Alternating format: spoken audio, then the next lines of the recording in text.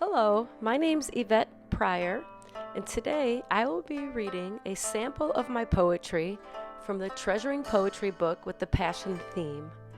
There are 4 poems that I submitted. The first one is Dancing with Angst. Dancing with Angst. Feeling angst, a familiar stance, like a close friend that comes and goes. But my angst is not only woes, no, indeed, because angst seasons plant seeds for growth or other reasons, like cleaning and weaning, aerating, composting. Does my angst keep my pride at bay, stop my head from swelling? There is no telling all the reasons for life's dance with angst.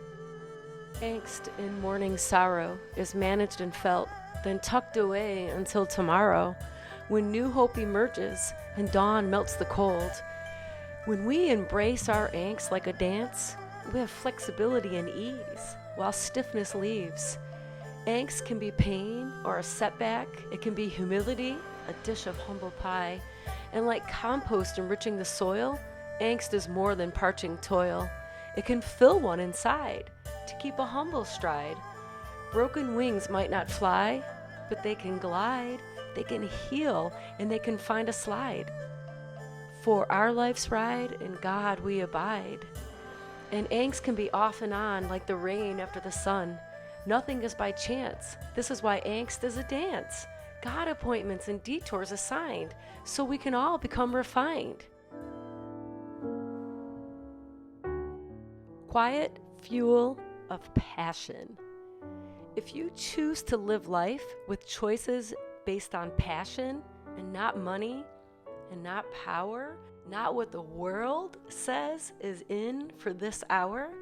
If you choose to live life laden with meaning, it can keep you fully breathing. Passion can quietly fuel you. It can soothe you, help you navigate with meaning, because values are always screaming beneath the scenes, often quietly and unheard, yet they steer the way, impacting every day. To live by passion, one must separate values from goals so you can understand what makes you go. We don't always know, as it lies low, quietly, behind the scenes. "We are a bird," said he. The question on date night, "What animal describes your partnership?" "Oh, we are a bird," said he. "A bird? Was this really what I heard? Is that even an animal?" "Yes, we are a bird," said he. So we began to break it down, and the idea took flight. And the bird, it fit our life kind of right. Bird art around the house, a ceramic pear from the 20th year, while enjoying Plan C, and those metal birds from early Florida years, a symbol of many joys and a handful of tears. "We are a bird," said he, "because of the real birds too, our comrades in the yard, reminding us to lighten up when life felt hard. And the real birds that led to the book, Avian Friends. Ah, indeed, there was a bird theme, this trend, with our fine feathered friends. How we let each other mend and feel so free, no oppression, cultivating harmony. Birds reminded us of God's provisions, whether needs were large or small, because He cares for the smallest sparrow. His wings cover us all. His love, it fills our essence. It's the gift of presence. We are a bird," said he, "because you let me breathe. My partner, my lover, my friend. You helped me ascend. You nudged me to soar. You let me glide so free. Ample solitude, this life of we. Our decades of togetherness, co-parenting, colleague, problem solver, passionate friend, confidant, my other half. You and me sharing our wings with all that life brings. And our nest? What of our nest? Safety, companionship, conversation, soothing rest. The nest is also for outreach, a perch point, filled up to help others, margins leaving room to give and serve or pull back and reserve. A nest with open shutters is simple and sublime. Poetic Sleep. A passion for poetry poured over me. It was a long writing week, and words began to seep into my sleep. Tossing and turning, these lines were churning, forming, and waking to see the time I had yet another rhyme.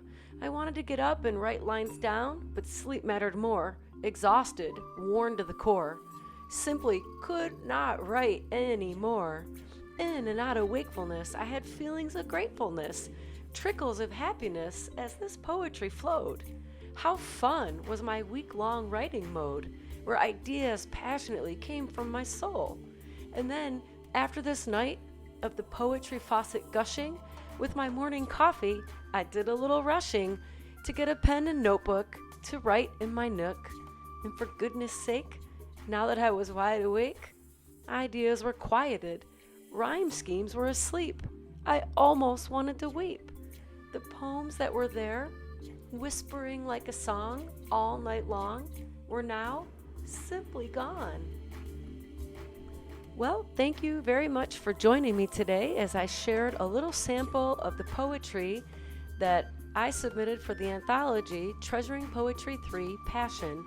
I would like to also invite you to go out and get a copy of this book, not just to support the authors, but for your personal enrichment, because the variety of poems in this book, the content, and the flow and the energy will not disappoint.